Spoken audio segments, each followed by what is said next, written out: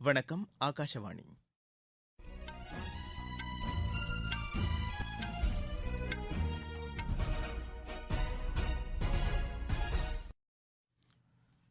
செய்திகள் வாசிப்பவர் முகமது.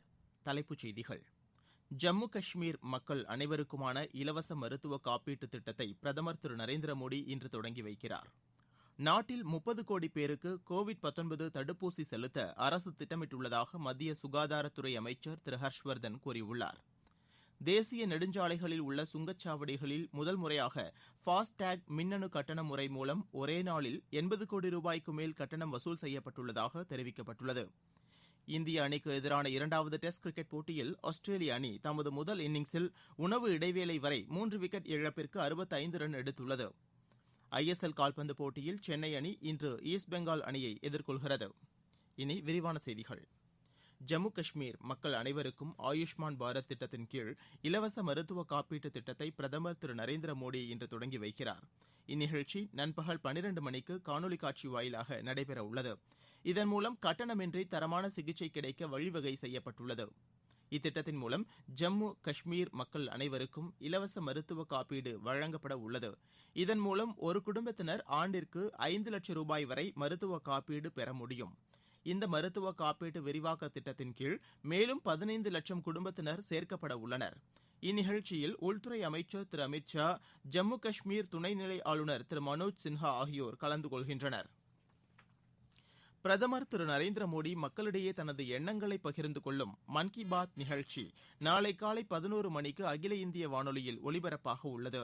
இந்நிகழ்ச்சி அகில இந்திய வானொலி, தூர்தர்ஷன், நியூஸ் ஆன் ஏர் செயலி ஆகியவற்றிலும் ஒலிபரப்பாக உள்ளது.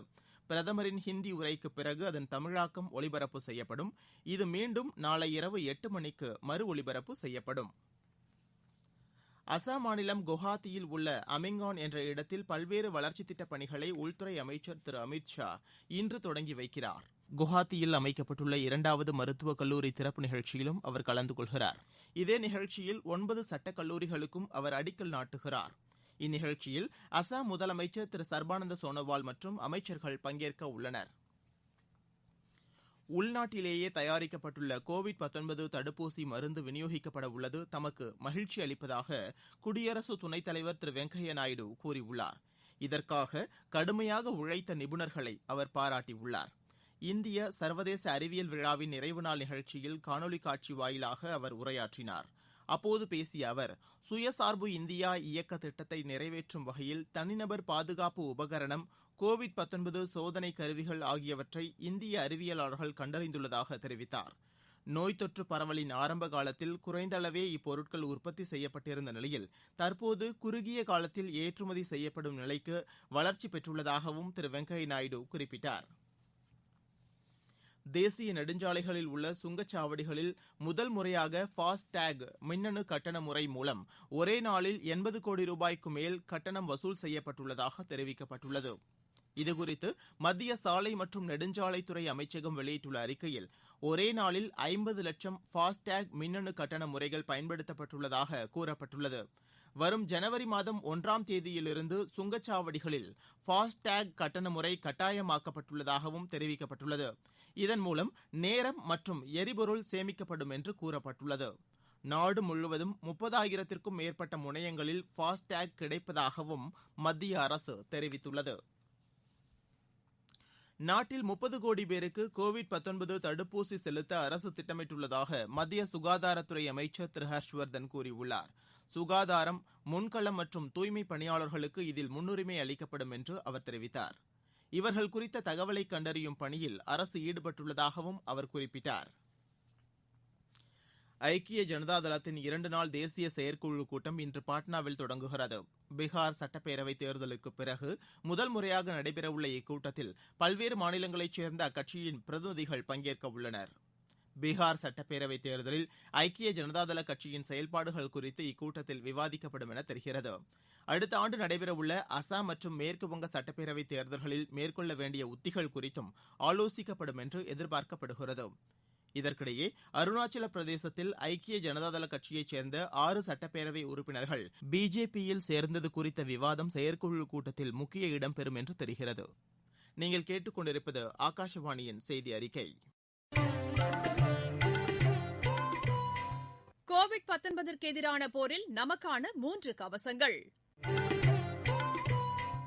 முகக்கவசம் அணிவோம், தனிநபர் இடைவெளியை கடைபிடிப்போம், கை மற்றும் முக சுத்தம் பராமரிப்போம்.